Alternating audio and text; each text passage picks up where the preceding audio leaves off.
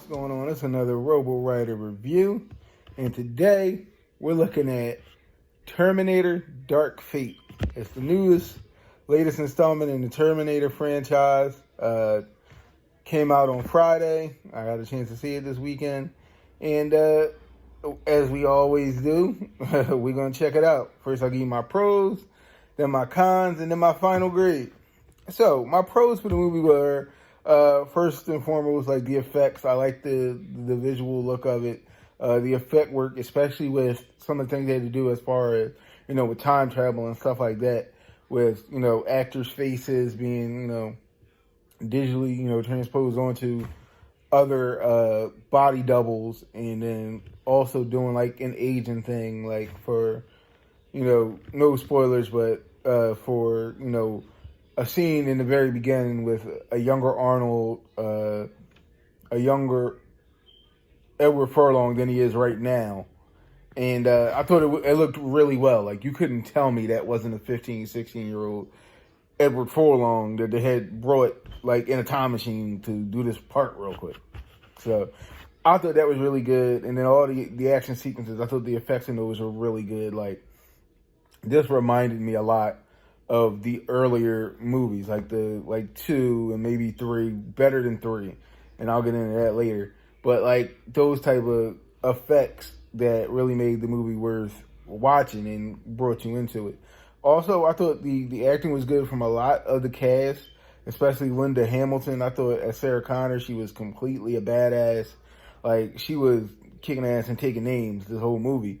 Like, really reminded you of that Sarah Connor that became like a Terminator herself in the second movie.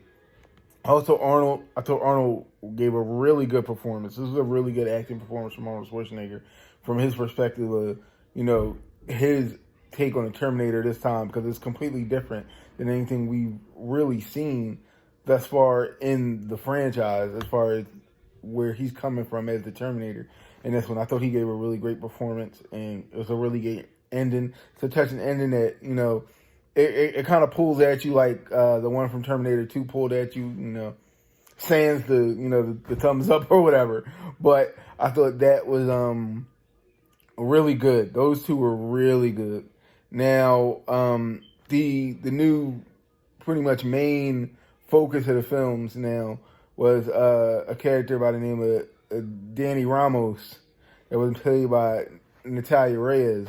She was okay. Like, she was serviceable. She got better as the film went on, and she became that person that she's supposed to be, as we can all realize from like the trailers and stuff like that. Like, she grew to become that, that ultimate, badass that she's supposed to be in the future or whatever. And now, as far as the human protector, the human/machine protector that they brought back, named Grace, played by Mackenzie Davis, she was serviceable to okay. By far, I think she did the worst acting in the film. I thought there was a lot of her lines that seemed really stiff and like sometimes trying too hard to be like cool or be a badass, like go back and forth with Linda Hamilton. She was not winning any of those back and forths. She wasn't winning any of those verbal disputes, if you will. Like, she wasn't winning any of those back and forths at all. Like, that was all Linda Hamilton right there. So she could have been better. She could have been better in her approach. I will say that. The villain was absolutely freaking nuts. It was awesome.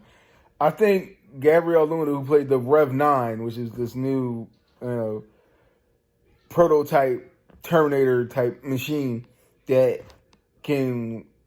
One of the coolest things I've ever seen in the franchise is he's a liquid metal Terminator, kind of like your T-1000, but if the T-1000 was like on freaking steroids, right?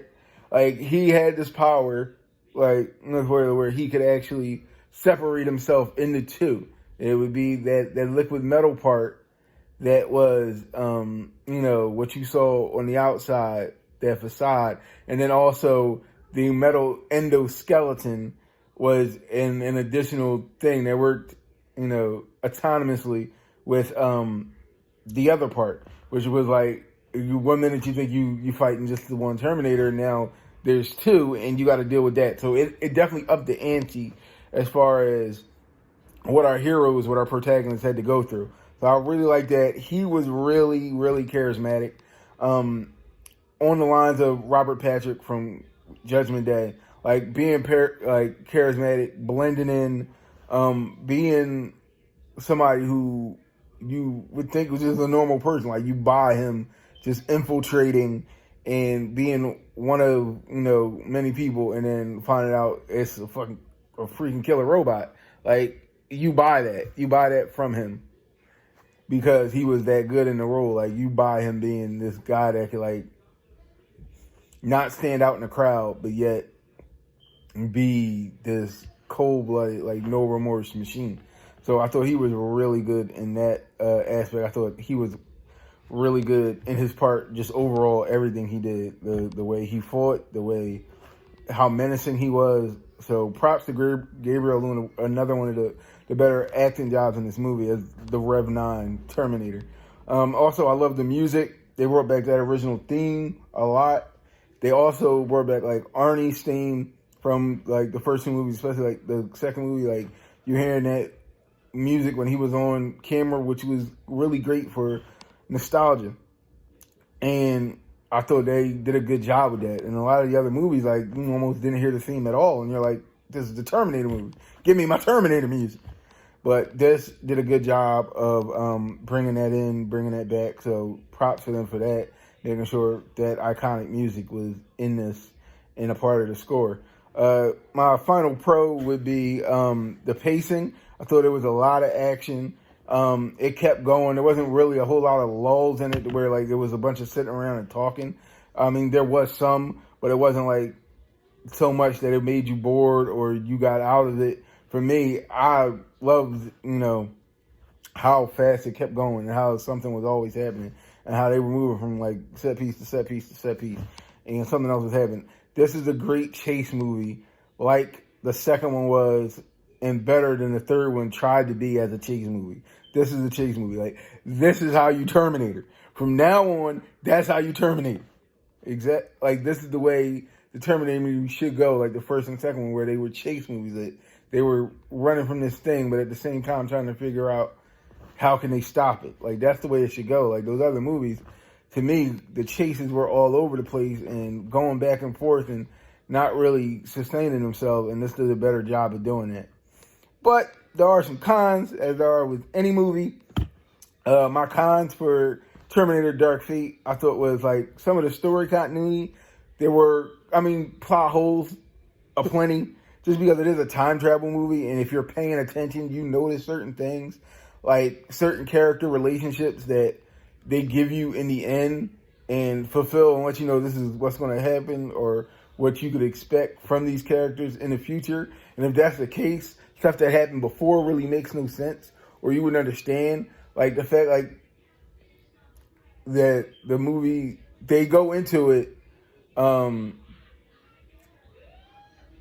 Danny and Grace, the half Terminator, half human, and our main character, they go in and not knowing anything about Sarah Connor and who she is or what Skynet was, because in this, it's not Skynet anymore, it's Legion, so it's like a successor to Skynet, and there is no Skynet. So for all intents and purposes, Sarah and John and the T-800 from the second movie did succeed in stopping Skynet from ever happening, but then something else happened and made it continue on to be, what happens. But it's the fact that they give you certain elements later on that make it unbelievable that they didn't know who Sarah Connor was, or at least that Grace didn't know who she was. It didn't make any sense once they showed you what they showed you later. And that can kind of take you out of it. They're like, that makes no sense. And, it's type of things when you think about the time travel element and that type of stuff that can take you out of a movie. So I understand that. And also, the plot is super formulaic. It's the same formula in the first three movies, I would say, where it's supposed to be like a chase film. You got a good Terminator, you got a bad Terminator that's trying to kill this main person, and then the chase ensues, and eventually they figure out a way how to take it down. So that is repetitive and everything. So those are like some of the cons. Overall, my grade for Terminator Dark Fate is a B. I thought it was a pretty good movie. It's better than average to me. It's, to me, by far, the best sequel they've had since Terminator 2. Like, it's better than that garbage Genesis, even though, like, it kind of reminded me of it a little bit with the whole, it's not Skynet anymore, it's Legion. Like how it wasn't Skynet, Skynet is Genesis, Genesis is Skynet. I'm like, Skynet is Legion, Legion is Skynet. Like, that kind of threw me off. I was like, oh my God, it reminds me of that garbage movie, but it was way better than Genesis, way better than 3, way better than Salvation to me. So it was definitely me the third best movie in the franchise, and you could live your life just watching 1, 2, and this one, and forgetting those other 3 even existed. Like, you wouldn't have a problem at all if you did that. So to me, it's a B. You should definitely go check it out. Make sure you go see it. Like I said, it came out Friday, so it's in theaters right now.